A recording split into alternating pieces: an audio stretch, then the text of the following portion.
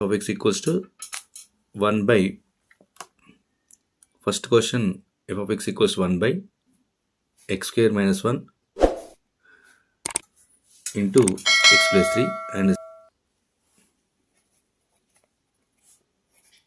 f of x equals to 1 by x square minus 1 into x plus 3 ఉందమ్మా. ఇది ఇచ్చిన function domain find out చేయాలంటే మనం inputs find out చేయాలంటే అంటే ఎక్స్ వాల్యూస్ ఫైండ్ అవుట్ చేయాలన్నమాట. ఓకేనా? So X values find out చేయాలంటే ఇక్కడ ఎక్స్లు ఉన్నాయమ్మా. ఈ వాల్యూస్ ఎప్పుడు డిఫైన్ అవుతాయి, ఎప్పుడు డిఫైన్ కావో మనం తెలుసుకుంటే సరిపోతుంది. ఎప్పుడు డిఫైన్ అవుతాయి అంటే X square minus 1 into X plus 3 value మొత్తం కూడా నాట్ ఈక్వల్ 0 కావాలి. ఎందుకంటే డినామినేటర్లో ఉంది కాబట్టి ఈ వాల్యూ నాట్ ఈక్వల్ 0 అయితేనే ఎగ్జిస్ట్ అవుతుంది. ఈక్వల్ 0 అయితే ఎగ్జిస్ట్ కాదు కాబట్టి. క్లియర్? సో కాబట్టి నాట్ ఈక్వల్ 0 తీసుకోవాలమ్మా. ఎక్స్ స్క్వేర్ మైనస్ 1కి ఫ్యాక్టర్స్ ఏం రాయొచ్చు మనం? X plus 1 into x minus 1 రాయొచ్చు. X plus 3 as it is not equals 0 నమ్మా.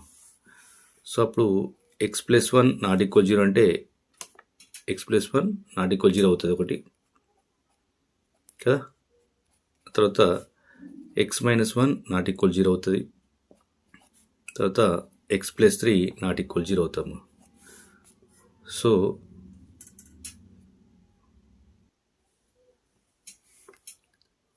ఎక్స్ నాట్ ఈక్వల్స్ టు -1 అవుతుంది, ఎక్స్ నాట్ ఈక్వల్స్ టు +1 అవుతుంది, ఎక్స్ నాట్ ఈక్వల్స్ టు -3 అవుతాము.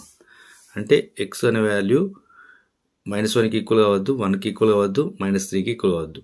ఈ మూడే వచ్చినాయి. అంటే ఈ మూడుకి మాత్రం ఈక్వల్ కావద్దు. ఈక్వల్ అయితే ఎగ్జిస్ట్ కాదు అని వచ్చింది. కాబట్టి మిగతా అన్నిటికీ ఎగ్జిస్ట్ అవుతున్నట్టుగా.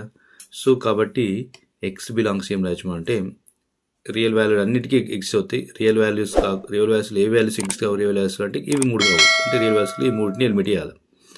-1, -3, 1 ఈ 3ని ఎలిమిట్ చేస్తే అయిపోతాము. ఇది డొమైన్ అవుతుంది. ఇప్పుడు డొమైన్ ఆఫ్ ఎఫ్ ఏమని రాయొచ్చు మనం అంటే domain of F is nothing but domain of F is